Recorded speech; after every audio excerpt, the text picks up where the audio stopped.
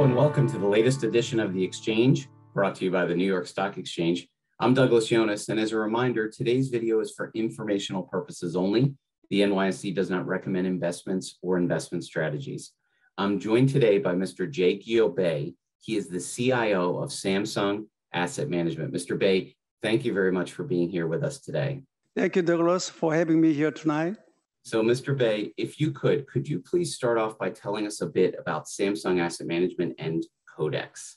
Samsung Asset Management is a wholly owned subsidiary of Samsung Life Insurance and the Samsung Group and has over 270 billion US dollar of financial AUM. Codex is the brand name of Samsung Asset Management ETF.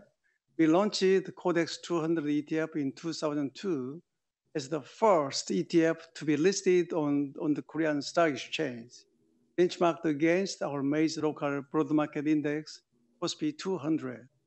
Since then, in 2007, we launched the first overseas equity-based ETF and introduced a fixed income ETF in 2009. And in 2009 and 10, we listed leverage and inverse ETFs for the first time in Asia. Nowadays, we are focusing more on developing the thematic ETFs and asset allocation solutions by using ETFs. Now, Mr. Bae, for those who might not be as familiar with the Korean ETF marketplace, could you help provide a brief overview for us? Currently, as of August 2021, Korea has over 500 ETFs, and total AUM is about 55 billion US dollar, or around 2.8% of total value of KOSPI market. Over the last 5 years, the ETF market has seen a remarkable inflow and has grown 16% annually. Total net asset value of Codex ETFs has reached around 27 billion. Our Codex 124 ETFs represent half the overall ETF market in Korea and offer the most efficient investment solutions to our clients. And what are the latest trends that you're seeing in the Korean ETF marketplace? Until 2019, Korean ETF market was an institutional market. However, massive demand from retail investors has exploded since 2020. Net inflow from retail investors has now surpassed $9 billion.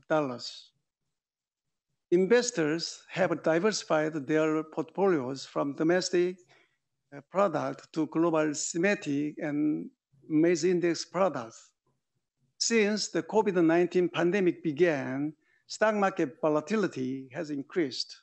As a result, we have had a huge rush into high beta thematic ETFs. This is our most significant shift in investment trends. Now, while we have you and we're talking about the ETF marketplace in Korea, could we ask you to describe what you think the Korean ETF marketplace might look like in the future? We expect tremendous growth in the Korea ETF market. Predictions are Korea's overall ETF market will reach 250 billion US dollar in 10 to 15 years. And here's why. First, the advantages and popularity of ETFs of the fund investment are now obvious. Much easier to trade, more transparent, and cost-effective. And especially in Korea, ETFs provide more diversified product choice. Second, the young generation, MZ generation, born here between 1981 and 2000, has increasingly become involved in equity-related investment.